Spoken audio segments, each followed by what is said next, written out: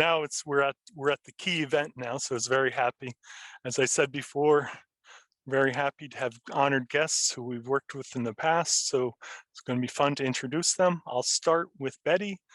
And so Betty is an Emeritus Professor of Internationalization of Higher Education in the School of Education at Trobe University in Melbourne, Australia, a research fellow at the Center for International Higher Education, CIHE, at Boston College in the US, and she is the editor-in-chief of the Journal of Studies in International Education.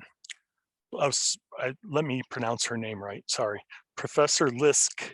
Professor Leask is also an expert consultant to the Hong Kong UGC-funded Teaching and Learning Project 2016 to 2019, this one, fostering the integration of local and non-local students for the enhancement of internationalization and engagement with mainland China.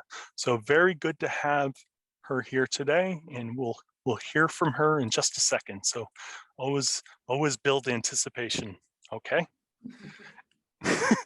You hear her laugh, so that's a good sign. Hi, Betty. Hi. Hi, everyone. Okay, and we have Dr. Wendy Green. Hi, Wendy. She's also involved in that project's name that I've read twice, so we're gonna do a little foregoing here.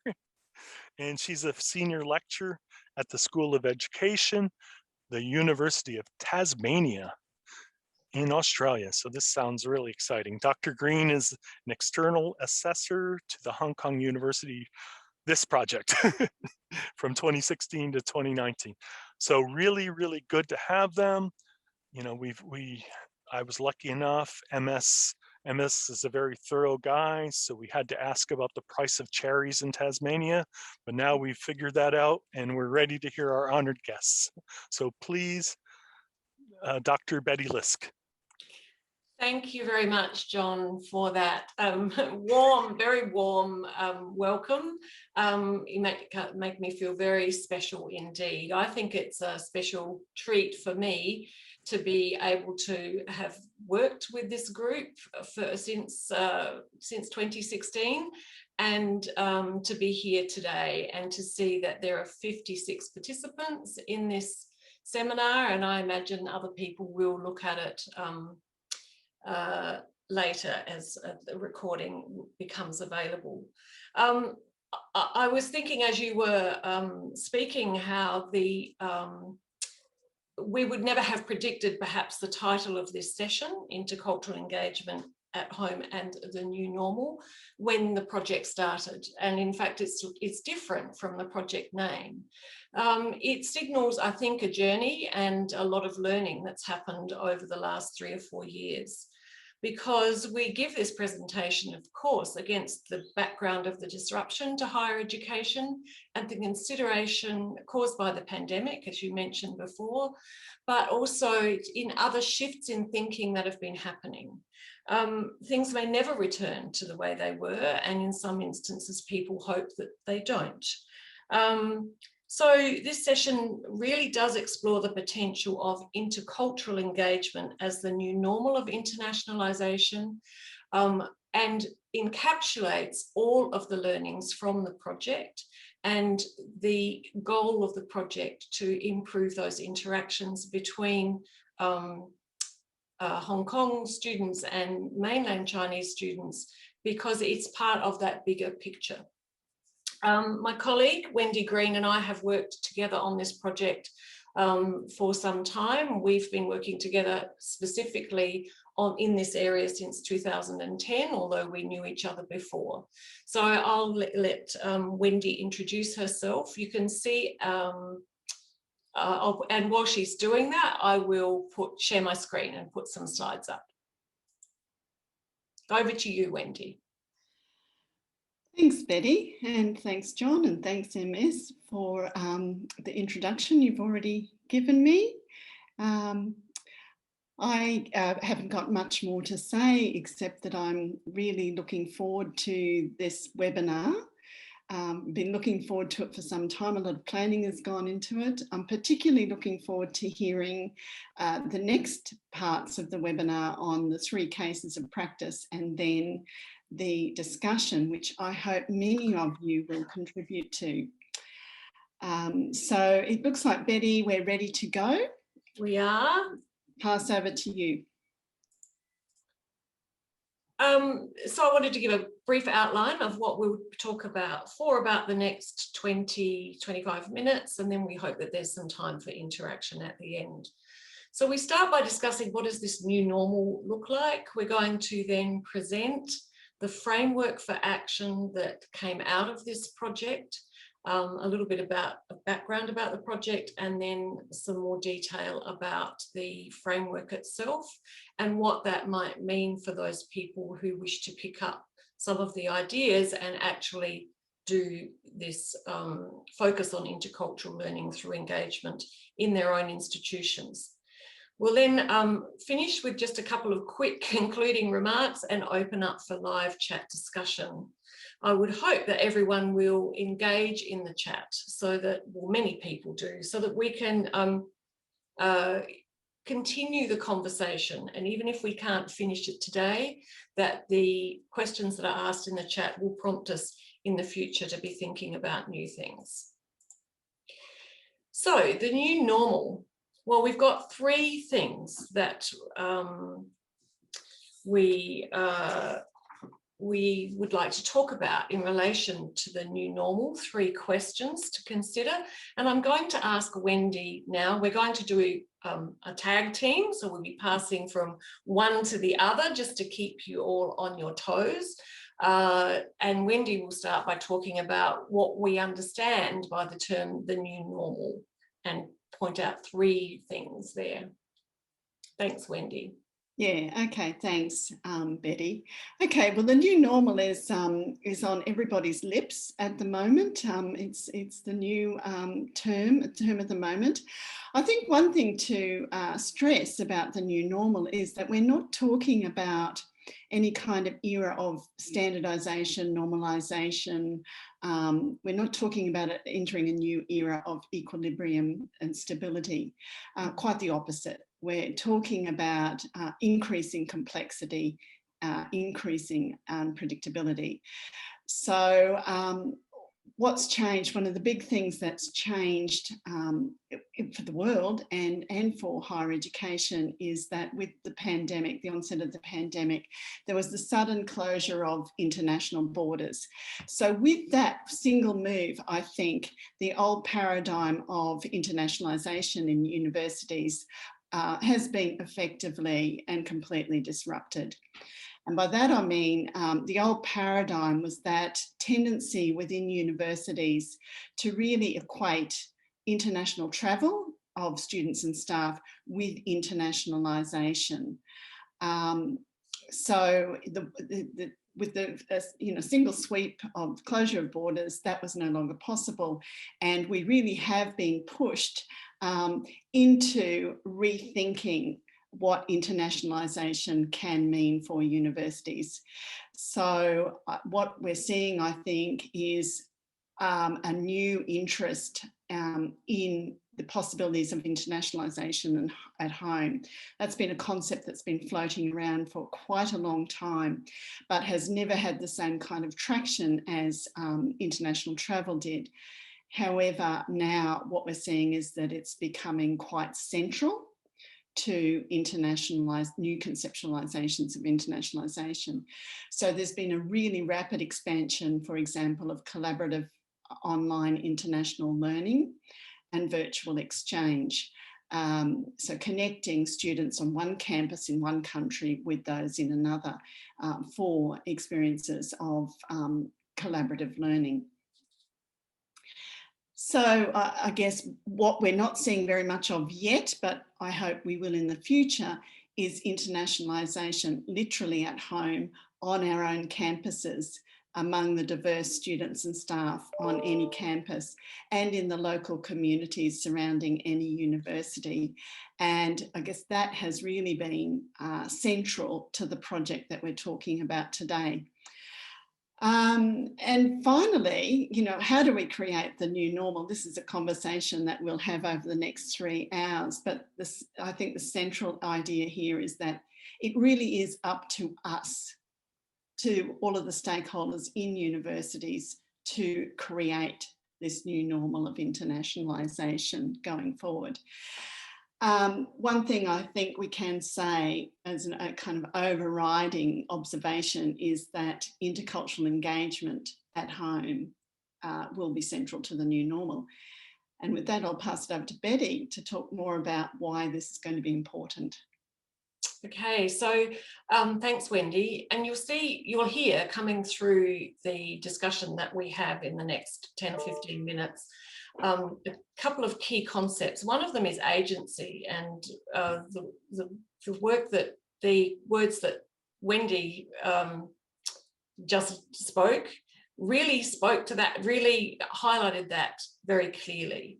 We don't need to wait for this to happen to us. We can use agency. We have agency as leaders, as academics, as people working in institutions, and as students as well in institutions. And I'm assuming that there are some students listening here as well. So it's important then that we use that agency. And I think the role of intercultural engagement in this new normal of internationalisation will be absolutely central, and that agency will be very strong from all groups, but in some groups stronger than others. So we have to actually think about how we bring all groups into the centre of this engagement, of intercultural engagement, and how we assist those who have less agency to have more, so that they create together this new normal that is more equitable and prepare students for the complexity of the diverse intercultural discussions they will have to have on their campuses, but also in their professional lives and in their personal lives as human beings, as social beings, as well as economic beings, if you like. So what we see, I think, in the last 5 to 10 years is we've started to see a new paradigm of internationalisation of the curriculum emerging, and it has got immensely stronger as a result of the pandemic. This new paradigm does not see mobility as the only approach to internationalisation. It doesn't see it as even the gold standard anymore. It's a very good thing to do. It can lead to transformative learning, but it has always been for a minority of students. Usually students from fairly privileged backgrounds, usually students who have resources at hand or have travelled before. In Western nations, they're often women. And so that it's not always an equitable approach. And it's unfair in many ways if you understand the way the world is requires that all students as graduates, as students actually, but also as graduates and professionals and citizens will need to be able to engage respectfully and productively with people who are different from them, with diversity in very many different ways, not just cultural diversity, but also other forms of diversity. And if that's to happen in our universities in a very in the best way possible, if we're to assist students to do that, we have to consider both the curriculum and the co-curriculum. We can't do it just in the co-curriculum, nor can we do it just in the formal curriculum. So you will see in the framework when we look at it shortly that there's a strong emphasis on curricula and co-curricula, and that is an important element of the new normal in internationalisation in institutions in the future. I'm going to pass on to over to Wendy again, because she's now going to talk about the implications of this for student, staff and university leaders fairly quickly, and then we move on to look at the framework. Yeah, thanks, Betty. I'll just take this opportunity to really sum up on some of the key concepts that we've already spoken about within the new normal before we move on to the framework. So as we've stressed, engagement, the engagement of all stakeholders in the university, students, staff and leaders, management is going to be key. And that engagement requires agency and enhanced senses of agency among all these stakeholders. So I think it's interesting and worth noting that the OECD put out a position paper fairly recently looking at education for the future, Education 2030. And in that they identified 30 key concepts that they argue should be embedded in education at all levels. And within that, the 30 concepts that they identified, they argue that agency, and in particular student agency, is central to that and needs to be central at all levels of education.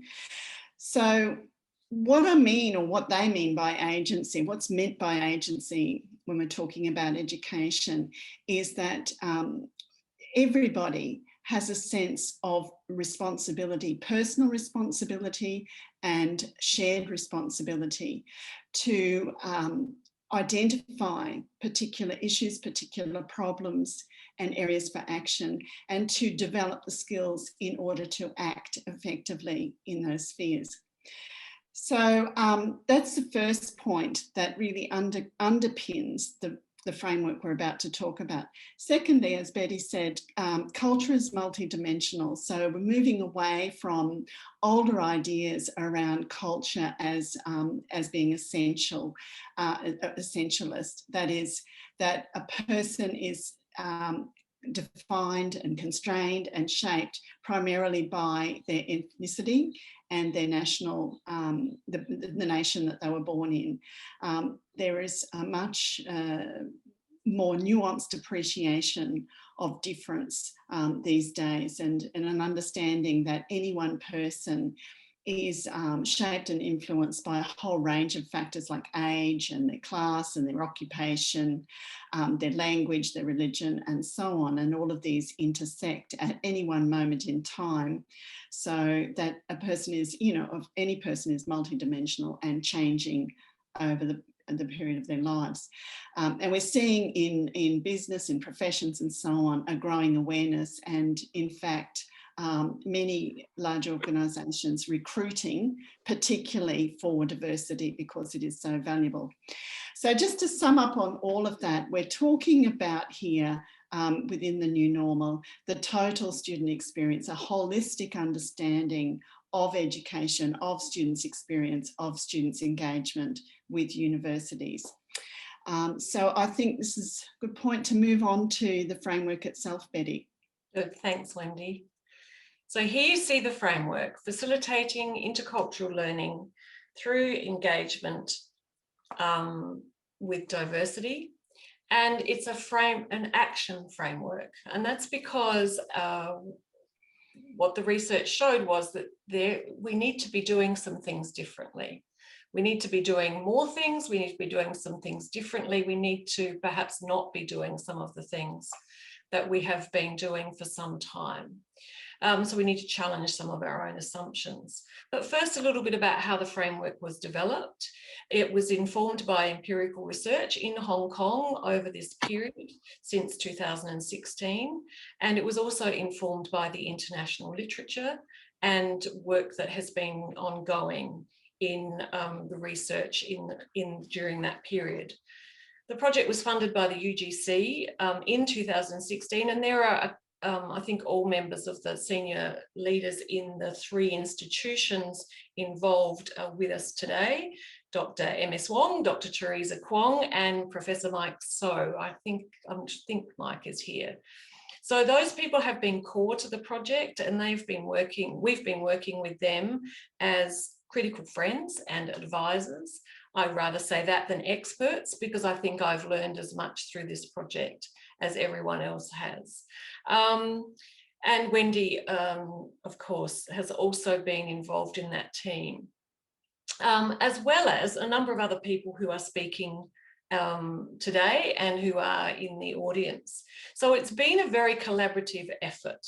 There's also been a project team that supported the work, and that's meant that we've been able to take a deep dive by looking at some research within the Hong Kong environment, so doing interviews with students and staff to identify what were the key issues for them in what were their blockers into engaging with each other on campus and off campus, and to also think about what might make things better for them, so what might need to change.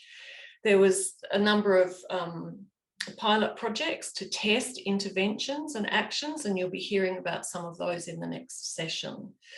The project team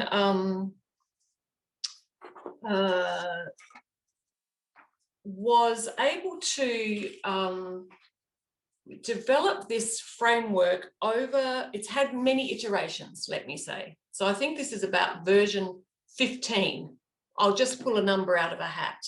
It's a lot, where it's been through drafting and redrafting and reworking. And we're very happy with it now because we think it captures key ideas.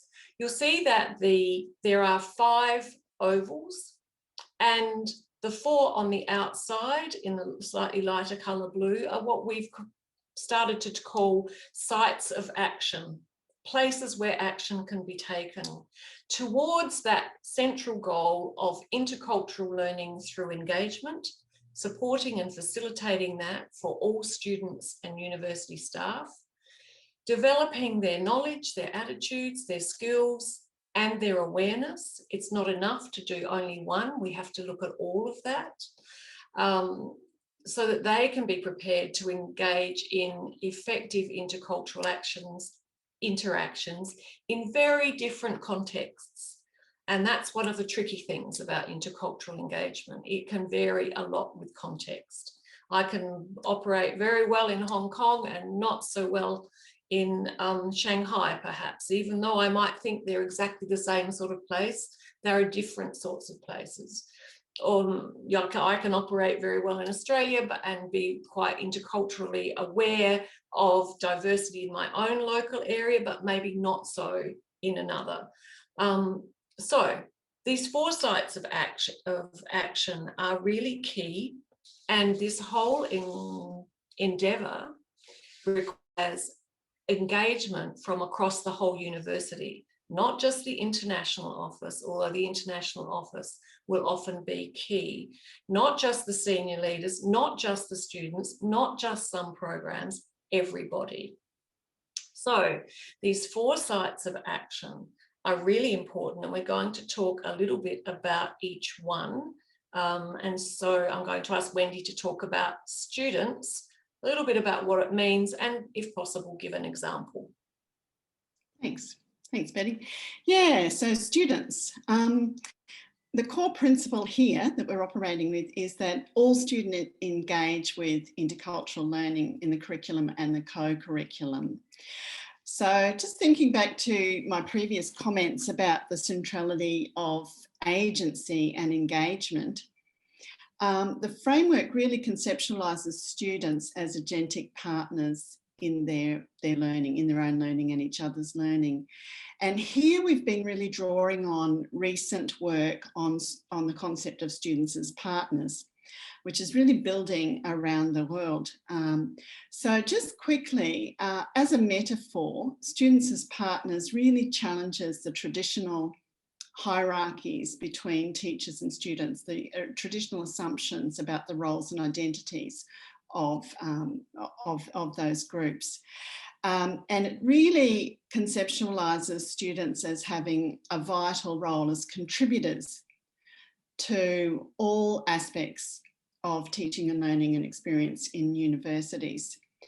So there's lots of examples that are coming, that are now being published with students, for example, contributing to the redesign of more effective intercultural learning in groups, that students contributing to course materials, and so on. We're going to have 3 case studies presented very soon from your 3 universities. In addition, I'll just point out that Hong Kong University has recently started a whole series of staff development on students as partners, and there's lots of examples that are being developed locally, and lots of good materials, videos and so on that are available there. So I guess the framework here, essentially, the takeaway here is that we're really construing students as having the opportunity and the responsibility to contribute to their own and others' intercultural learning. Okay, Betty, I'll hand over to you to talk about programs now. Okay, so we're going clockwise, and we're going to talk about programs now. And the fundamental principle under this site of action is that all programs can contribute to or should be aiming to contribute to intercultural learning, that is co-curricular and curricular programs. And there are a number of ways in which, and there's much guidance as to how curricular programs may do that through the work that's been done on internationalisation of the curriculum and internationalisation at home, essentially the same thing in many ways. And those programs will do that in a very planned and purposeful way. So working through thinking about what the intercultural requirements of the profession are. If you're an engineer or a nurse, what sorts of intercultural skills do you need? How will those be developed through the program? And how will that learning within the program be supported by co-curricular programs where students can perhaps take more risks? One of the things that students often report is that they don't feel comfortable working in cross-cultural groups because the language is not the same and they're going to be assessed on the outcome, and maybe there's some difficulties in communicating. This was what we heard from students in Hong Kong, and we hear it from other students in other contexts as well. So if you take that into account, and you can help students in the co-curriculum to come to know each other a bit better, and if you simultaneously make adjustments in the curriculum program, in the disciplinary work that's being done, so that students who are working in intercultural groups are supported to get an outcome that is the best outcome. The task is designed in such a way as it's going to be done better if, and they'll get better results if they share knowledge across diverse contexts.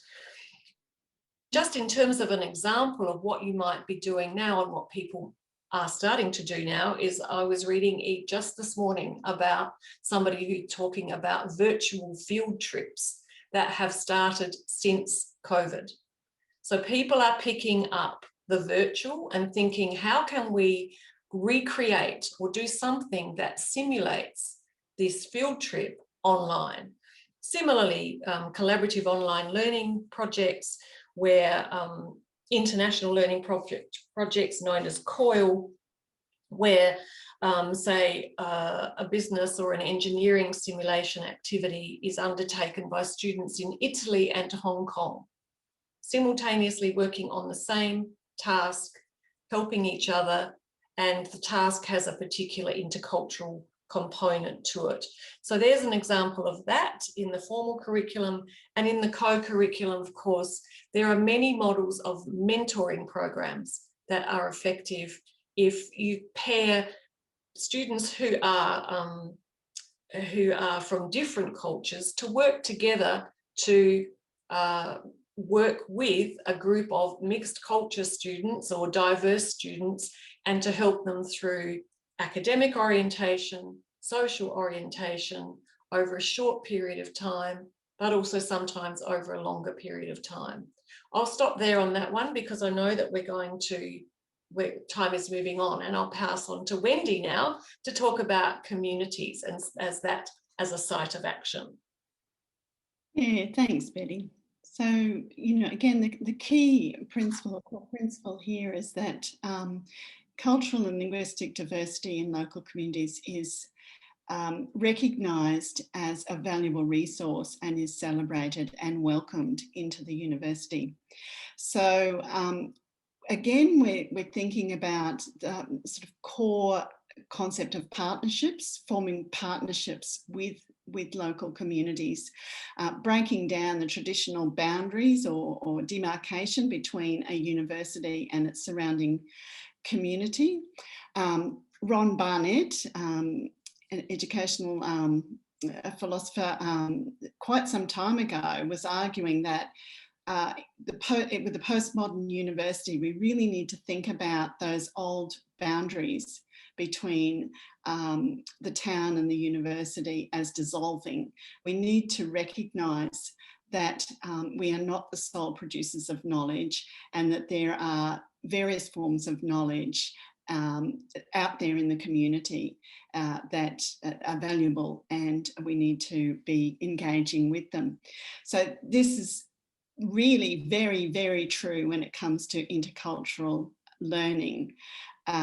We need to think and recognise and open up to the diversity of cultures and languages within the local community, and invite them in, work with them, enable our students to work with them.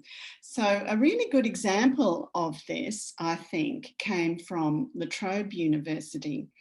There was within the occupational therapy degree program, the final capstone course, the students, the lecturers and NGOs worked with different local ethnic communities on projects that were meaningful to them, and all of those stakeholders worked together in order to design and implement projects that were most useful to those communities. And that was a very deep and meaningful intercultural learning experience for everybody involved.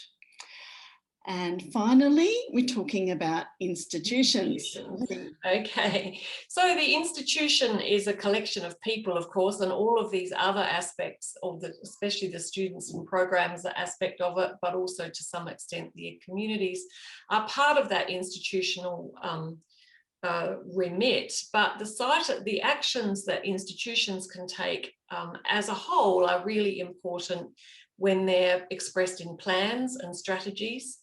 And that often happens, but the thing is to put those into action in some way, and to signal that there's been a shift in the culture of the institution.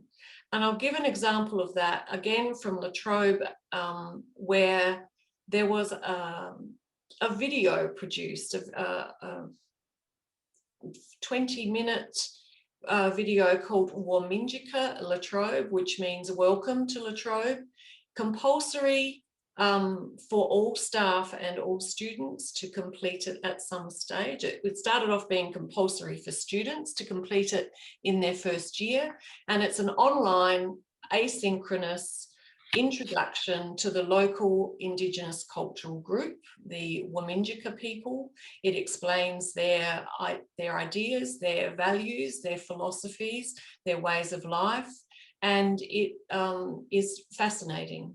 It was developed by the La Trobe community. Nothing like it had ever been done before, and it was a learning experience for the institution, but also for the people who were doing it, but also for the institution. There was a lot of intercultural interaction, not only around the content, but around how the content would be presented. And so that itself signaled a change in the institution, a shift towards we have to make adjustments and adaptations, and we need to do this in a very respectful way, and change the way we've been doing things in the past. These things all sit together as a system. And so that's the final point I want to make on this slide, is that you see the hard line around those 5 ovals, and they signify this is a system. And whilst all of those outer sites of action are contributing to intercultural learning through engagement, they're also interconnected themselves through that lens, so that what programs do will be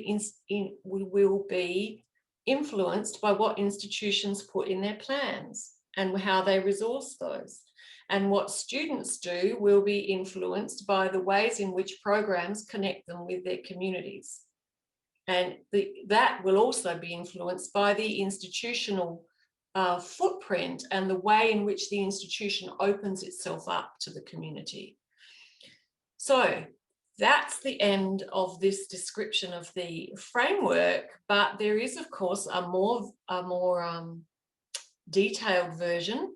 We thought that you might want to get a copy of this, and if you do, you can email the project team and they can send that to you. There's also a link on this slide which you can probably access once you've got the recording. And that links to exactly this framework, which you can investigate. I would just highlight that there are 3 points under in each of these ovals, and they've been very carefully drafted. In fact, I'm sure every member of the project team has a word in there somewhere. But also remembering that these are only indicative, and there will be many other things that you could do in each of these spaces. We're now at the point where we have the live chat. We have, I think, 5 minutes before the session is due to close. Am I correct? 6. Maestro? Maestro John? 6. 6, yes. Oh, that's beautiful we all have timing. eye watches, so that means we're exactly in time.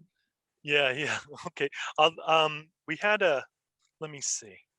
Okay, so I think this is an easy one, but it's reasonable, and it's often hard for teachers to get their head around. What is the co-curriculum?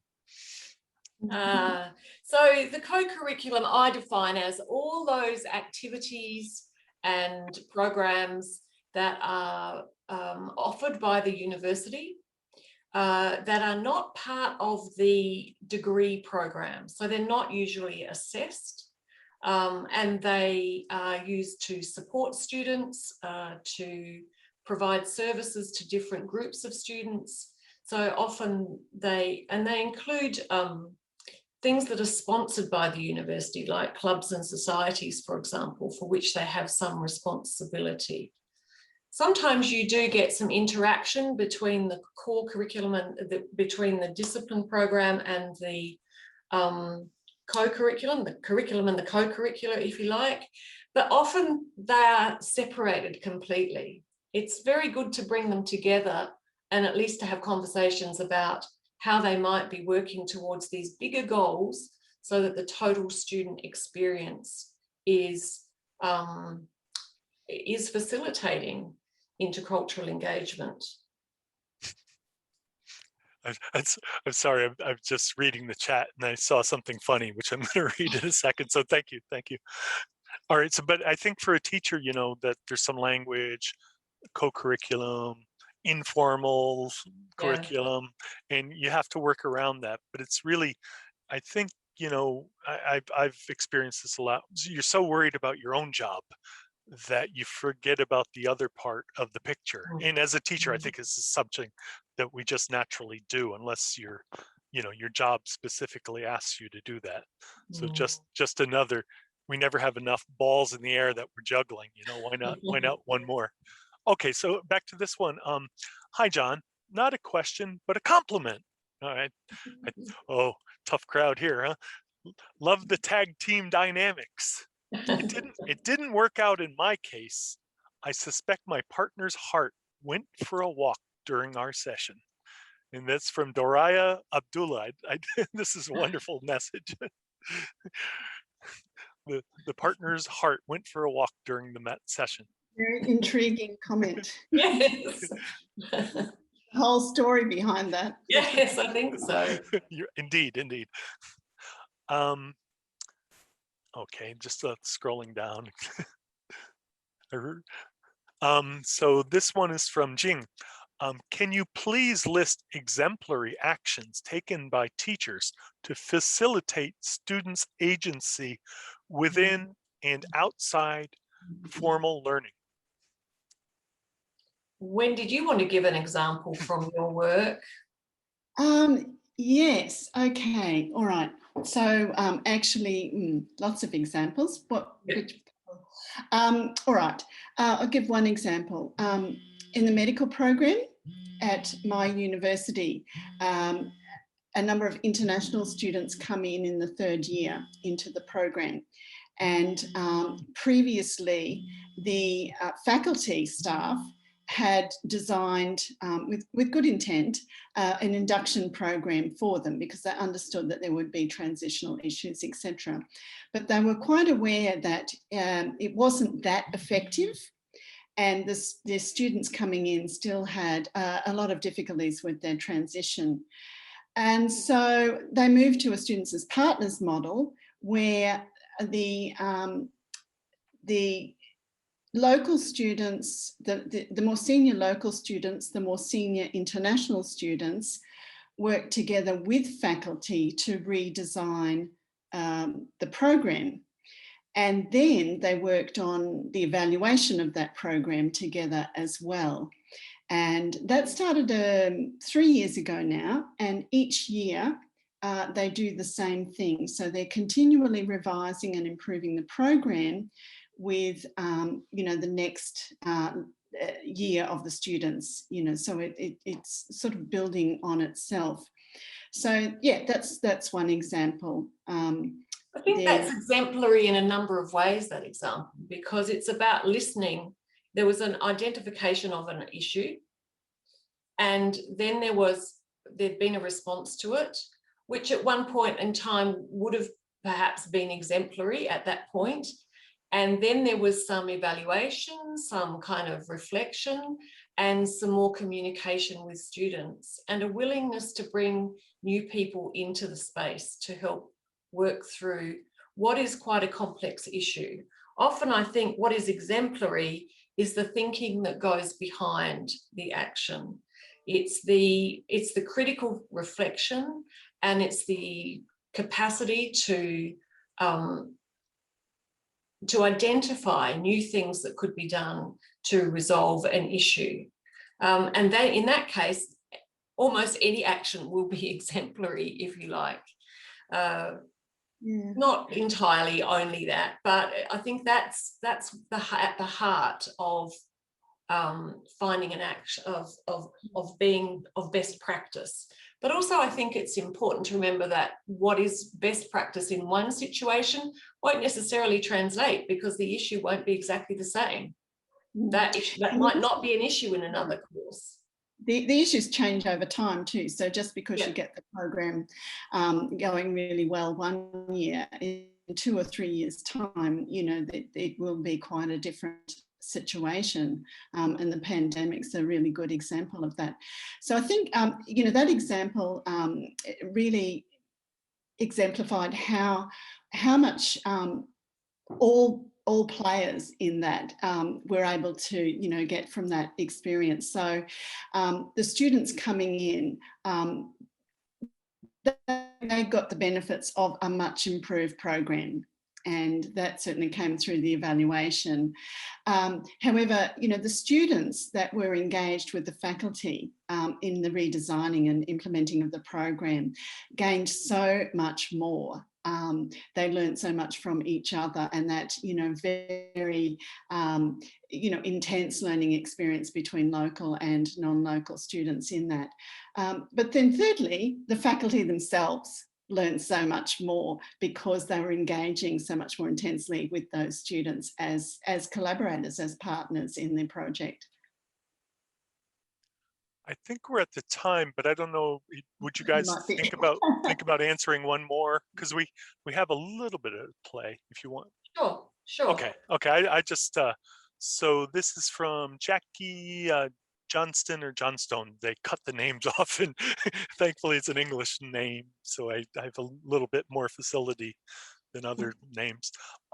So she says, I'm currently doing my PhD looking at the impact of mobility programs on students' future nursing practice. My participants talk a lot about needing to feel uncomfortable in country. Do you think they can get that at home? I'm sure they can get that at home. I'm sure they can get that at home. And let me give an example from discussions that I had at the University of Queensland with the actual nursing and midwifery program, where the midwifery program was actually sending students to Cambodia to deliver babies. And that was terrific, but it was a restricted number of students who could go and a restricted number of staff. And because it was a relatively expensive program for students to go into. And so they wondered what they could do with local students and to give them the same experience, because those students and the staff came home transformed by that experience, and they could not stop talking about it. So they decided, well, what about Indigenous communities in Australia? That's not going to be as expensive. It's the same sorts of issues. You have to deliver babies in places where there are not at your fingertips a lot of facilities. So you have to really activate learning and skills and awareness. You're working across cultures as well. And so, yes, those students also felt very uncomfortable in that environment. So I don't think you have to move very far from home to be uncomfortable. I've heard of also students in social work, for example, who will go to South Africa and do work in communities there, which is fantastic. But then as a sister program, you can also run something where students in social work are going out to run soup kitchens with street people and working with and alongside professionals who work with those people, helping them through their social issues. Again, they're moving into a space they're not comfortable in, and they don't have to leave the country to do it. So I think it is possible. And I think that a lot that has been, I'm glad to hear that you're doing a PhD on the impact of mobility programs. That's always a good thing to do. There are a lot of evaluations of those programs, but they get more and more sophisticated all the time. I think it's also important to bring that learning back home, both into how you could create similar experiences in the local community for students, as well as getting students to talk about their experiences wherever they've been uncomfortable when they come back into the classroom, so that everybody in that learning group, and I put the teachers in there as well, gain from that experience. Oh, thanks so much. I just briefly, a similar story for myself. I went to Cambodia 2 years ago with the service learning team. As you might know, that we have a very excellent service learning center, and it was, I don't know, I'm a little bit old, I don't know if it's transformative, but maybe, I felt a little bit different, and it was good for framing it. And I think a lot of the things we do at the university can give these kind of opportunities. So internationalization certainly has a lot of these chances. Okay, I'd like to apologize for the other people whose questions we didn't get to. If you look at the screen, you can send your question to the project team and they'll figure it out, or you can look my name up at Polly, you send it to me and I'll get it to the right person. Or, and I could see this young, presumably young person, I shouldn't say that, but I'm in now. This person, she said that she wanted to do this PhD program, so I could see that she might try to get a follow-up question in somewhere. Okay.